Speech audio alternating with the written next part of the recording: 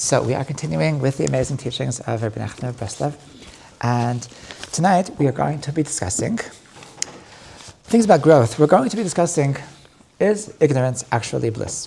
Okay, it's a common saying, it's a common discussion, and Rebbe Nachman claims that ignorance is actually very cursed, and it's actually very far away from where we'd like to be, and so we're going to talk about how self-awareness can actually bring a person to a state of discomfort, but that discomfort is actually good, okay, and it's actually much better off to be in a place of discomfort but be aware and have direction than to be delusional and be in a state of comfort.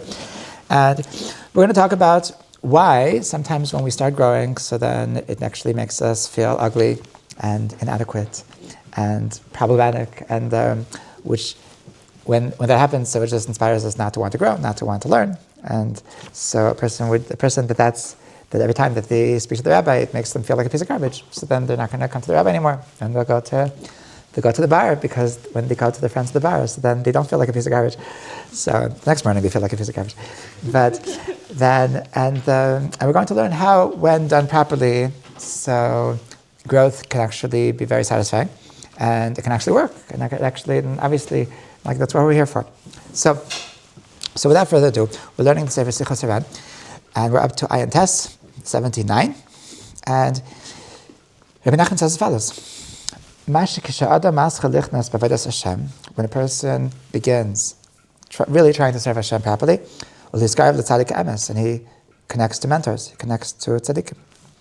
So what happens? Then suddenly he has all these negative thoughts, meaning like negative emotions, negative traits, and like things. He starts looking at himself as if he's like worse than he was at before.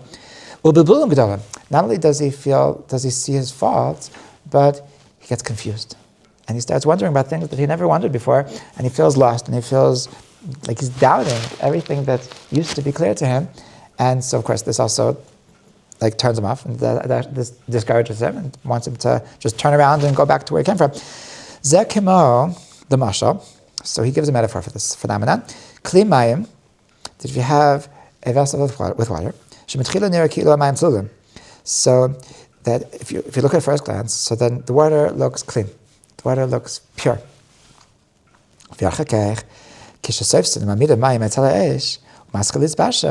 And then you put it over the fire, and it begins to cook. So then, so then suddenly you see all of these impurities, and like the water that used to look like it was pure, like it was clear. So then suddenly, when you heat it up, so all of the impurities of the water start surfacing, and you see that it's mamish very dirty. And so then a person needs to stand there. So a person wants to purify the water, you need to be on top of it and be standing there waiting for all of the bad stuff to come up, and then like have some kind of sieve, some kind of a way to take the impurities and get rid of them. So the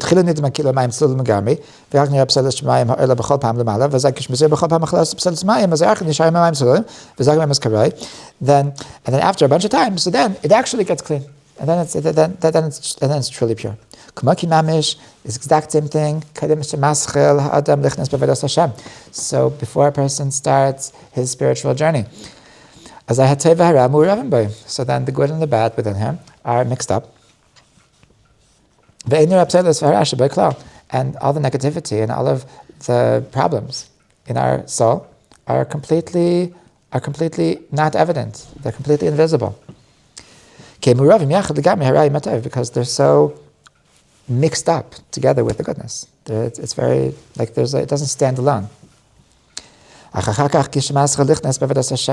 person starts serving Hashem, and he gets close to real tzaddikim, and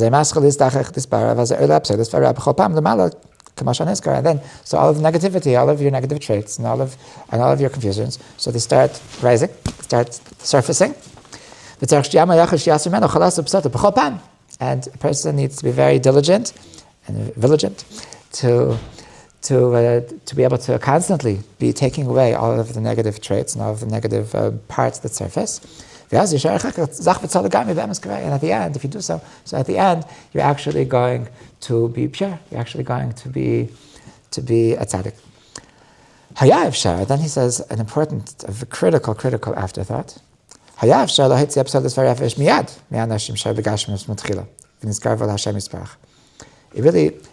would be possible to just fix a person overnight. The person comes to the tzaddik and then he sees everything he needs to do, and then, tomorrow I'm a new man. You'll never recognize me. He says, what's the problem? The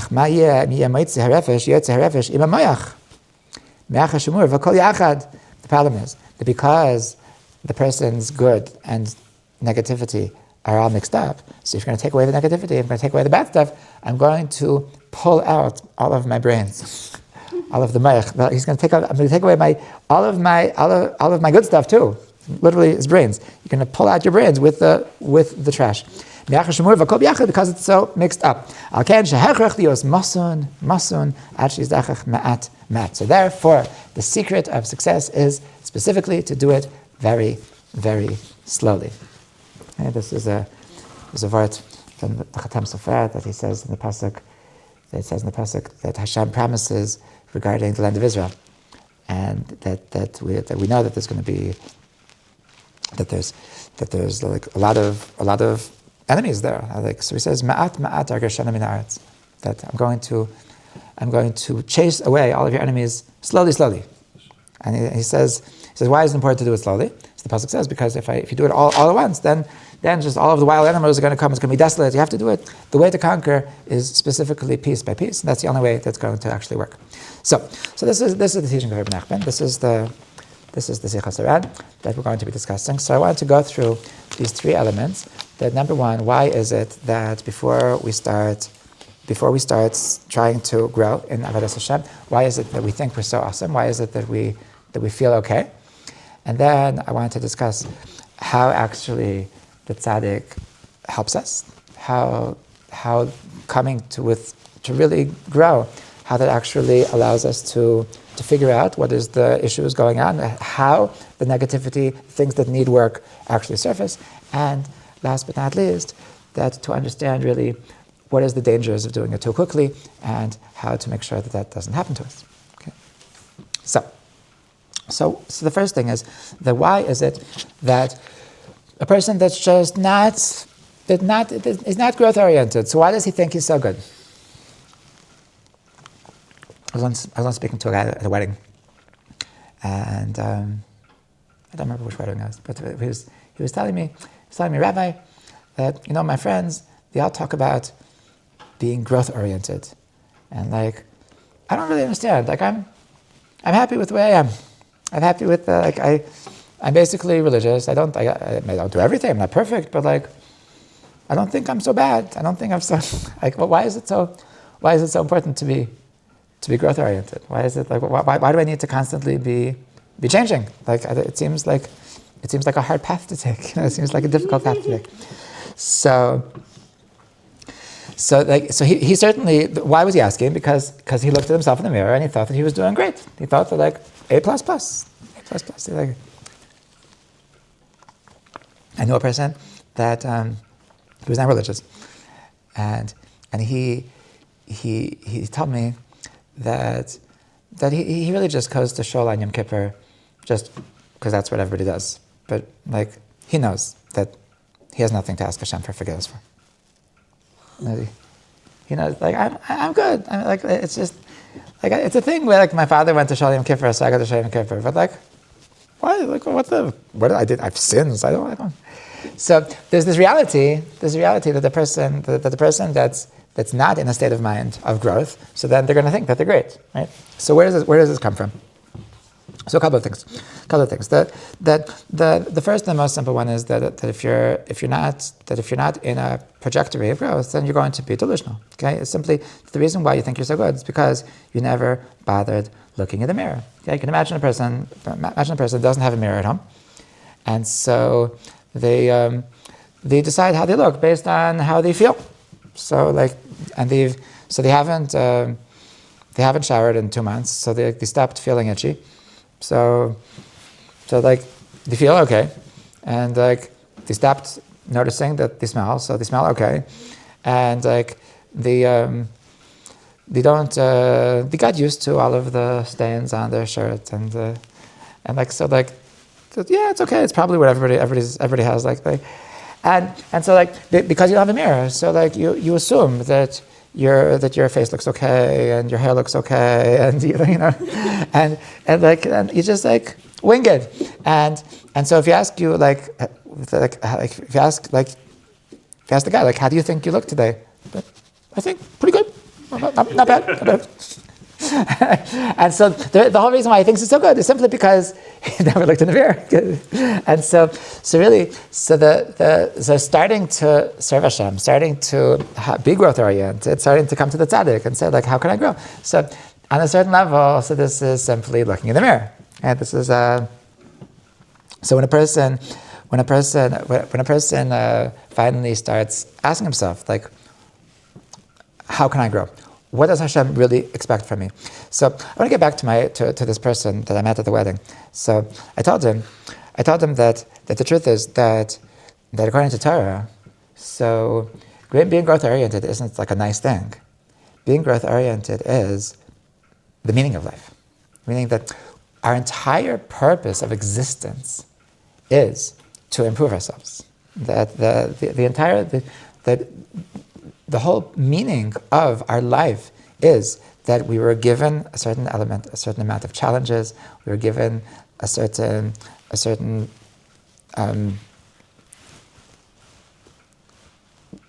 a list of things that, like, these are the things that you were supposed to overcome. These things that you're supposed to improve about yourself. And some people, they're actually, they don't have to work on being happy. They're always happy. And the other people, but they're very happy, but they're always very anxious. The other person is very depressed, but he's not anxious. And when somebody's very jealous, the other person is not so jealous. The other person is very lazy. The other person is not so lazy. Like, everybody has the thing that they're naturally good at, the thing that they're more struggling with, and so everybody has their particular menu. You know, somebody once said that, like, what's the difference between being Jewish? Being Jewish is that there's a difference between a personal trainer and going to a restaurant. Okay, like going to a restaurant. So the waiter brings you the menu, and he says, "What can I get you today?" And so you look in the menu, and he's like, "Okay, I'm in the mood for this today." Okay, that's very simple. So personal trainer, so he doesn't give you a menu. He says, "Okay, we're going to work on abs today." I said, "No, actually, I was thinking about that. I'm not in the mood to do my abs today. I'm going to work on my upper body. I'm going to work on my and he says, "No, you're good with your upper body. That's not what you need to work on. So that's why we're going to be working on abs today, because that's what hurts, because that's what's not in shape." And so a person naturally has a tendency to stick with what he's good at and ignore what he's not good at. And that's the mentality of that life is like a restaurant.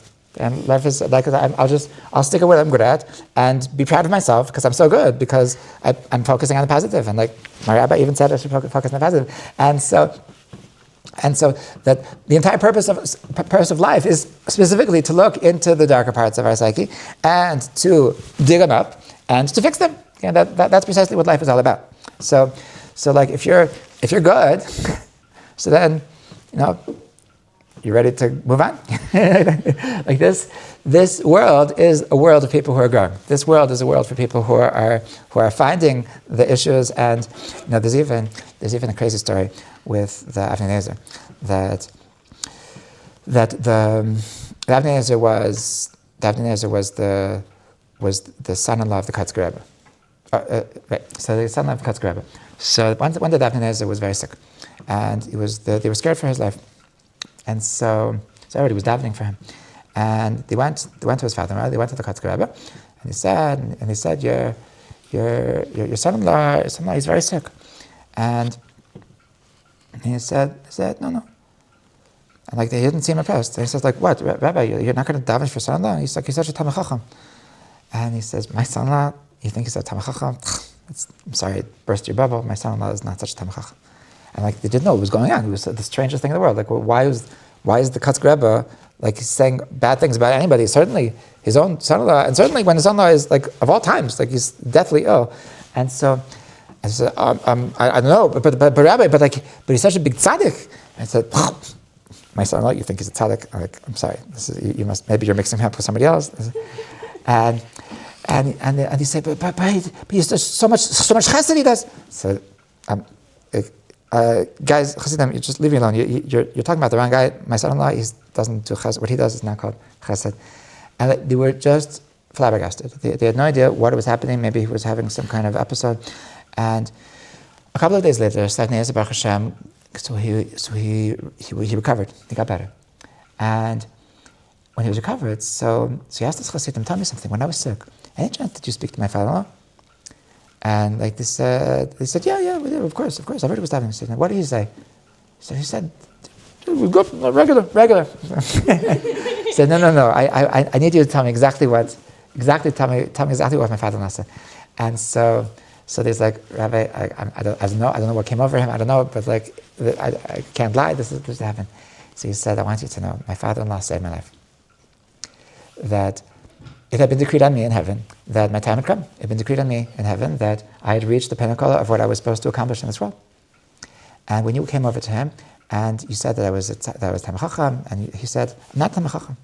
So he revealed that there's so much more for me to grow. He revealed that a new potential that nobody else, even in the heavenly court, hadn't seen, that I have a more potential of becoming a bigger Talmid Chacham. When he said that I didn't know how to daven, so he was revealing that I have a bigger potential that even the heavenly court didn't see, that I have more to growth in my spirituality. When he said that I wasn't doing chesed, so he was revealing a different potential that even the heavenly court hadn't even said, seeing that I can do even more chesed. And so he was giving me a new reason to live. He was justifying my existence, and that is only because of that was I saved.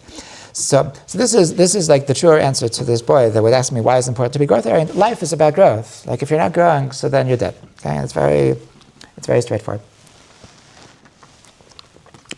Now, on a deeper level, so a person that starts growing, that starts working on his avodas Hashem, so then he's going to notice things in a way that he didn't notice before. Okay? In other words, a person could think that he's good simply because he looks at himself superficially, meaning that he can tell himself that I'm a good person, I like to help people, and it's true that he sometimes doesn't like to help people, specifically when he's tired or something, and so he'll say, like, he'll just ignore that. And even though he could look himself in the mirror and say, hey, if you're really such a good person, so like, how come you didn't help that person? How come you didn't help that person? And so, if he would think about it more, so he might come to the conclusion that I actually only like the people I actually only like helping people that I get something back from it. Actually, which really is self-service. It's really not chesed at all. It's a person could be that he doesn't even that he doesn't just he likes to have a good name as a person who does good. He likes the way that the society treats a person that seems to be doing good things. But if nobody's looking, he actually couldn't care less. So, a person has convenient descriptions for himself that can just round corners and just like ignore some of the facts to paint himself a picture, and that's because he's not really analyzing. And when he's creating an image based on something, but the truth is it doesn't actually have to be so accurate. I once heard when I was very young, when I was like 15 years old, there's a rabbi in YU, his name is Rabbi Baruch Simon. So he said a pshat that it says in the Gemara that it's famous Gemara. It's a Gemara in Avodah Zarah because it's the Mesilat Yesharim is based on this Gemara. It says Torah maybe lead to Zehirus. Torah brings a person to Zehirus. Zehirus means to be careful about what he's doing. Zehirus maybe lead to Zehirus, and when the person is careful, then it comes to be excited about life. Zehirus maybe lead to Nikiyas. So the Mesilat Yesharim starts from Zehirus. But he skips the beginning. He skips the Torah Meveli Dezir. So he wanted to try to understand what does it mean Torah Meveli Dezir? What does it mean that learning Torah makes a person more careful about not to mess up with life? So he said that a person that really knows how to learn Torah, so it forces you to analyze things from a bigger picture. Meaning that when you learn one sugya, so if you ever open up a Tosfos, so then you understand that it's impossible to learn one sugya by itself. You have to think about how does this affect everything else in the entire Shas? How does this affect everything else we know about this particular subject until this? And so that part of learning requires that figure the bigger picture and making sure that I'm constantly aware of everything around me. Or in other words, that learning changes the way that I look at life. Learning, when I live life like a lamdan, so then I can never look at anything superficially. I can never take anything at face value. I understand that the world is complicated and everything is working together with one another. And so when I'm doing one thing, it's affecting people, it's affecting things, and things are, nothing stands alone. So if I look at one thing that I'm doing, at one trait that I have, so I can ask myself, okay, but why do I do that? But why do I think that? But why do I have that desire? And the person can keep on digging deeper in order to try to understand himself better. So really a person that knows how to learn Torah properly, so it's not just about learning Torah, it's really that they learn how to live life like a lamdan. They like to learn life in a deeper, less superficial way. So this is the first element of why a person who's not going to start learning, he thinks that he's great. He thinks everything is hunky-dory, and the truth is that he's really just it's the bad and the good are just mixed up together. So it's just nothing is evident. Like a person who starts analyzing himself, so then realizes that the reason why I was anxious is not just because I have anxiety; it's actually because I'm lacking in emunah, and I actually have to fix my emunah. A person that doesn't analyze himself could think, I guess I'm just anxious today. But a person who's asking himself, but why? Where's that coming from? So then a person, wow, I have something to work on.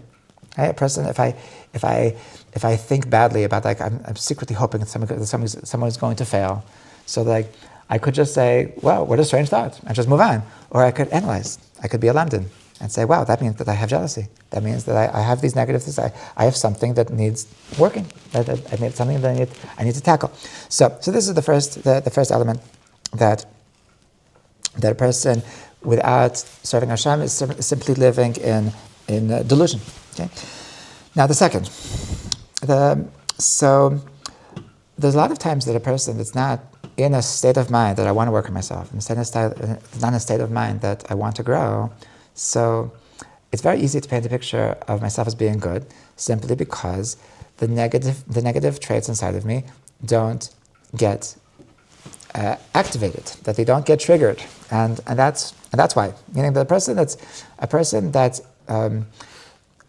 aware of the fact that I need to grow, so then they're constantly things become alive. This was the mashal that Rebbe Nachman gave about putting on the fire.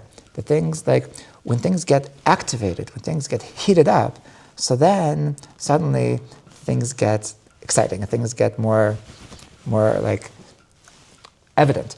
So, for example, there's a lot of people, so they think that they're pretty good. They think that all in all they're pretty good, and then they don't, and then they get married, and when they get married, so then suddenly they realize all of these bad midot just pop up, and where did that come from? And they're shocked, they're absolutely shocked at what they found. I remember I once asked. There's a Rav in Yerushalayim. His name is Rabbi Leichter, and so I once I was young. I was 20 years old, and I asked him I feel like I have jealousy. I have jealousy. I have a certain. I think I remember who the boy was. That I was jealous that he was smarter than me, and a rabbi liked him better than me, and so I was jealous of him. And so, how do I work on jealousy? And so he told me. He told me, don't worry about it. It's impossible to work on jealousy until after you're married. So come back to me after you're married, and just ignore it. And just ignore it until then. What do you have? That's nothing.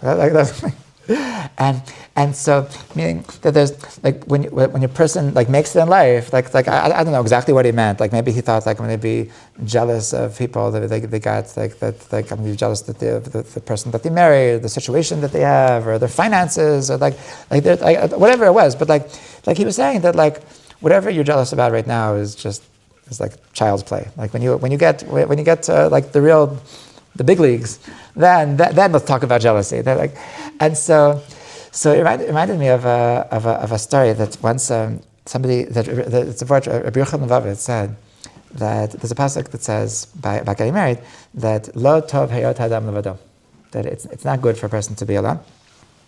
So the simple understanding of lo tov hayot adam levado means that it's not fun, that if you're by yourself you're lonely. So he said that's not what it means. It's not, it could be. It's true. It's really lonely, but not what the pasuk means. When it says lo tov, it means that it's impossible for a person to reach a state of tov if he's by himself. Why? Because until I'm living with somebody else, so then I never have to compromise. I never have to deal with the fact that I can't get my way. I never have to have the constant friction of like I want like this and they want like this, so I have to give in. And I have to, and like this offends me, and I need to swallow my ego, and like the without the constant friction, so then you're never actually going to grow. So you can't actually reach a state of being a tov, being a person who's good, without the friction. That the only way that the friction can come is when somebody's on top of you.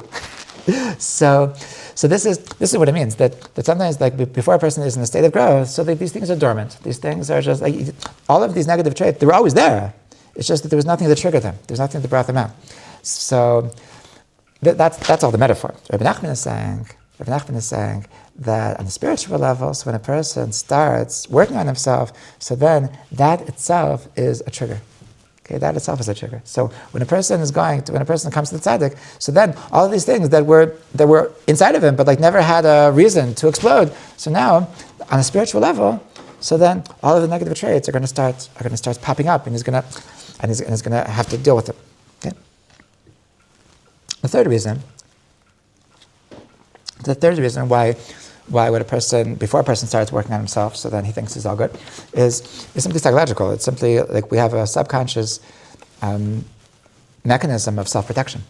And a person knows deep down that if I'm going to work on myself, that I'm going to find things that are going to require me to change, require me to work. Nobody likes to work. We've spoken before about like there's like a subconscious rule of preservation of energy, that our body, our psychology naturally tells us a narrative that requires us to exert the least possible effort.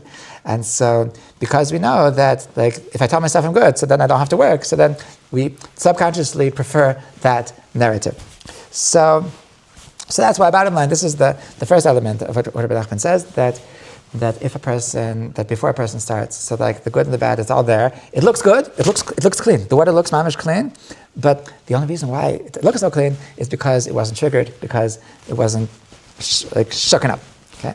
So now how does the tzaddik, how does the starting to serve Hashem, how does it actually work? So first of all, that when you come to serve Hashem, when you come to a tzaddik, so then the first thing you learn is what we said before, that life is all about growth. So like you need, if you don't have something to grow with, then like what's the point? I remember when I was in yeshiva and I was like 18 years old. So there was a certain rabbi that I wanted to have a connection with him. I thought he was a good guy, and I wanted to speak to him, but I didn't know what to speak to him about. So I would pretend that I had like issues. I don't know if I was mamish lying. I think it was more like speculative, like more just wishful thinking, like pretending that I actually saw something in myself that needed work in order to have an excuse to speak to him about it, and like pretending that things bothered me that didn't really bother me, because like then I have a hashkafa issue, but I understood subconsciously that like there needs to be issues. I need to have problems. If I'm showing up and I said, yeah, I'm good, so then like, okay, so you know, and so like I realized that like I need to find something to actually work on. Now in retrospect, so why was I like that? I was like that guy that was like, yeah, I don't really need to come to Shul on Yom Kippur. Like, why was I like that? Really, I was like that because I was so closed. Really, the reason why I had to work so hard is only because I hadn't actually begun serving Hashem. I hadn't actually begun the true process of self-exploration, of self-growth.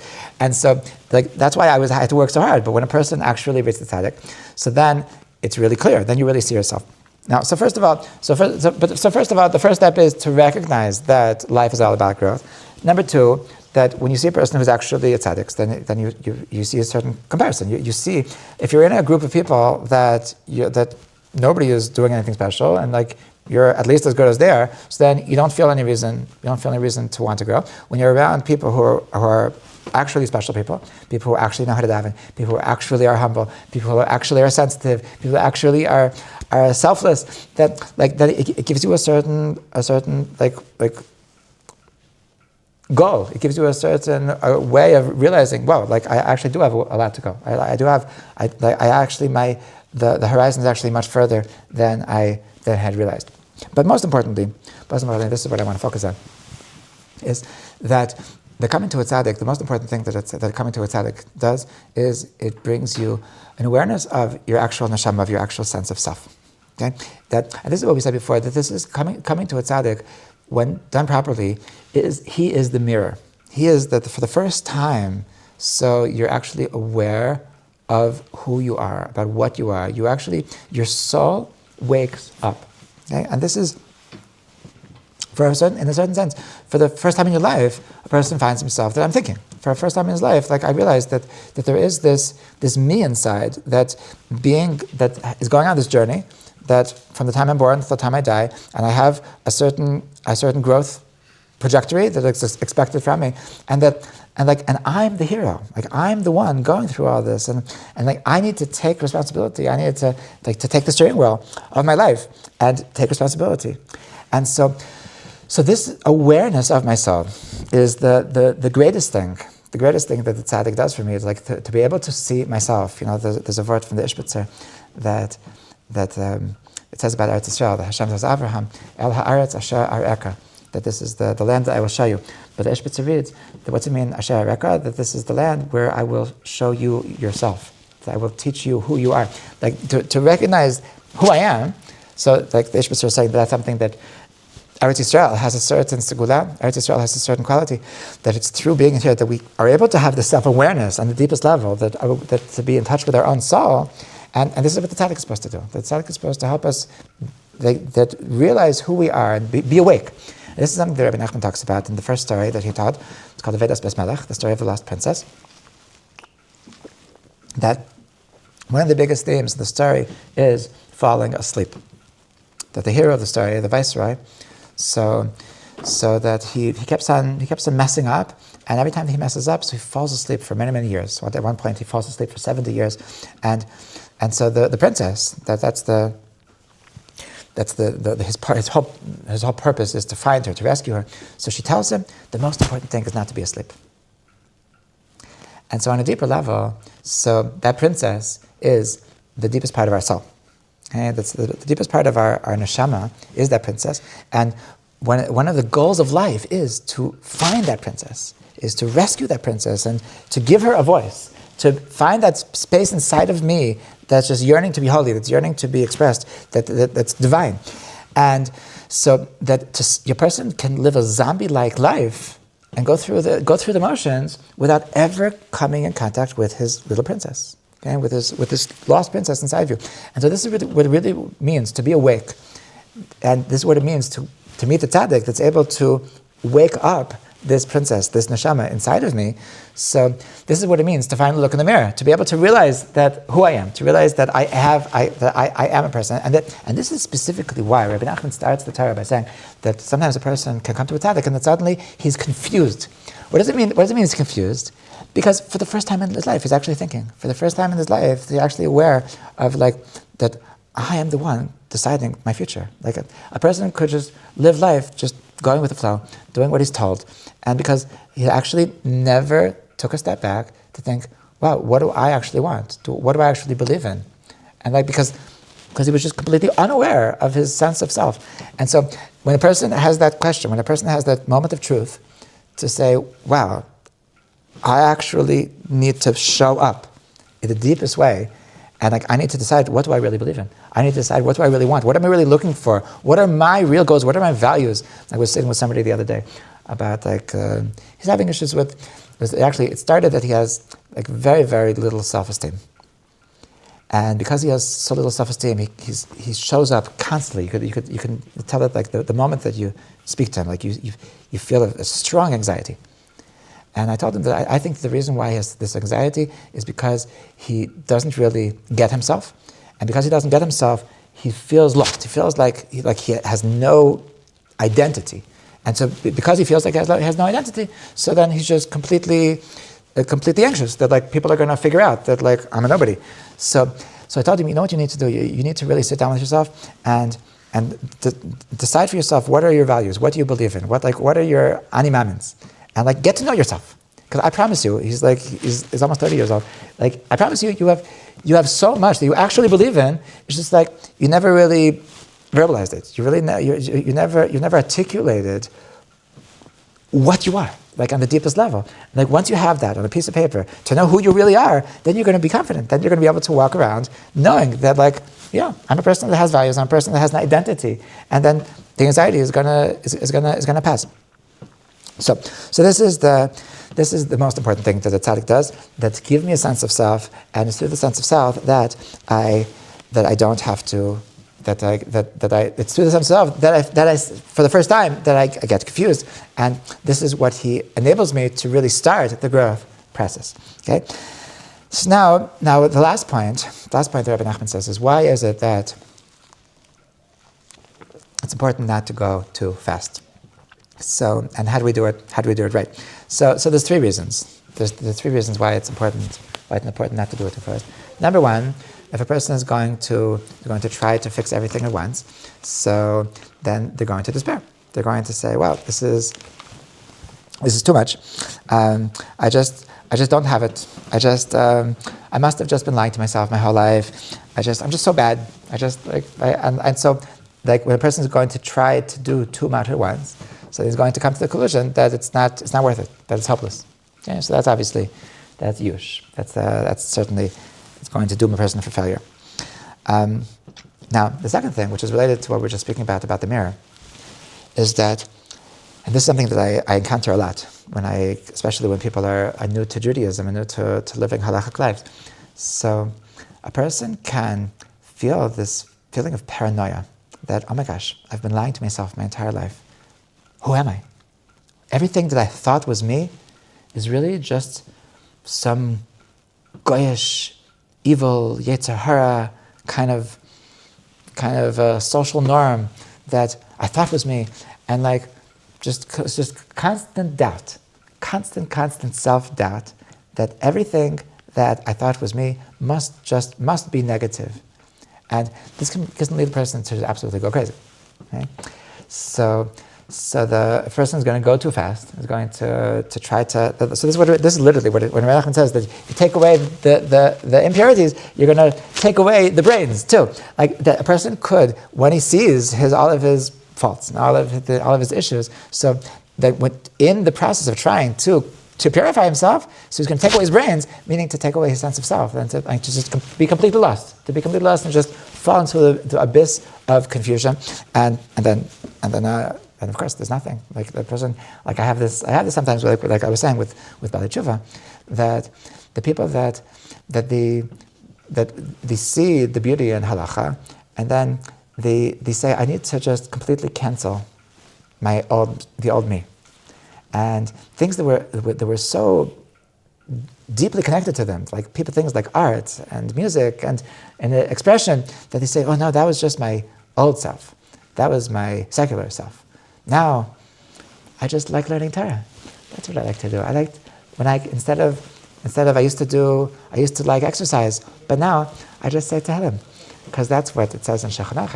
And the person could just be so dishonest with himself, it's not coming from a bad place. It's coming from a confused place. Because the person knows that they like it, but but they're just confused because they say that, oh, maybe it's coming from that same place as my negative traits, and so that brings a person to a place of complete dissonance with himself and resentment, and eventually it doesn't get them anywhere.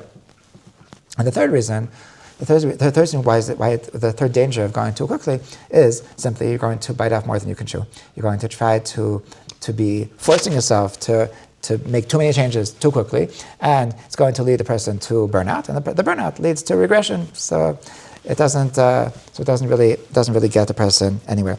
So what is the solution? How does a person do this in a healthy way? So of course, what Rebbe Nachman says clearly is that ma'at is to do it one thing at a time. Make sure that you're not overwhelmed.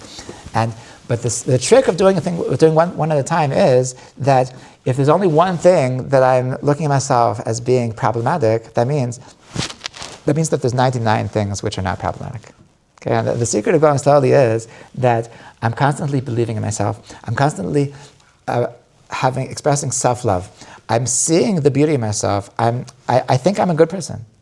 There's a beautiful piece from Rav Hutner, that a person once wrote him a letter and saying that I'm such a failure. I feel like I keep on trying, and it doesn't keep on working, and I keep on coming back and back and back, and it bothers me so much that I can't succeed. So I see that I just don't have it. And Rav Hutner told him something very, very profound, but very simple. That is that your entire letter is the proof that what you're saying is nonsense. Because if you would actually be a nobody, then you wouldn't be writing me to tell me how much this bothers you. The fact that this bothers you, that proves that you're a somebody, that proves that your neshama is extremely alive. And it's only because your neshama is very alive and you're such an awesome person, that's why you're feeling this discomfort. So a person can realize that very feeling of discomfort, that is the greatest proof that I'm very capable, I'm very there, and I'm very alive. And I'm very present. And so this is the source of self-love. The fact that I know that I'm searching, that is the greatest source of comfort. That's the greatest source of support, to know that I do have what it takes. And this is what brings me to a place that I love myself. It brings me to a place that I believe in myself, that I know that I could do this, because I focus on the good. I focus on the fact that there's 99% of the things which don't need to be changed, because I'm only focusing on the one thing that does need to be changed. And last but not least is to be able to take everything with a grain of salt. And this is to understand that it's not just the fact that I'm in pain and the fact that I can't be where I would like to be. That to be able to say, okay, yeah, I tried and I'm still trying, and just I can laugh about it. Okay, and to be able to sometimes the in the name of being serious, in the name of being real, so a person can completely destroy themselves. And sometimes, really what you need is just be able to have a little bit of sense of humor, to be able to say, okay, well, tomorrow's a new day. And when we're too harsh on ourselves, so it just brings us to just focus on the negative, and it brings us to give up. And that's why the part of the ma'at, part of the slowly, part of the one thing at a time, is that allows us to have a healthy sense of self. So this is the story of growth. This is the story of life. And so it is that naturally anybody that's going to grow is going to have some kind of discomfort, because every time that we're getting anywhere, so getting out of our comfort zone is by definition something that requires effort and requires a certain element of discomfort, and that's awesome, because if we would be there, then we would be ready to die, and who wants to die, right? So this is I think it's a good perspective, and it's a good motivation to begin a process or continue a process of self-exploration, and to find the tzaddikim that can help us get to that next level, and to not be scared of the fact that these negative things are going to start surfacing, and be excited about the fact that now we're going to actually be in a better place, be in a place that we can become more pure, and actually get to things which are, that working on these things and conquering these things and overcoming these things is actually the entire reason why we're on this earth. B'ezrat Hashem. Okay.